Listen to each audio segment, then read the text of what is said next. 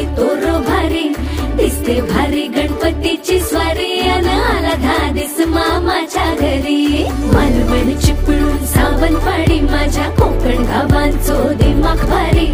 दिसते भारी गणपतीची स्वारी माझ्या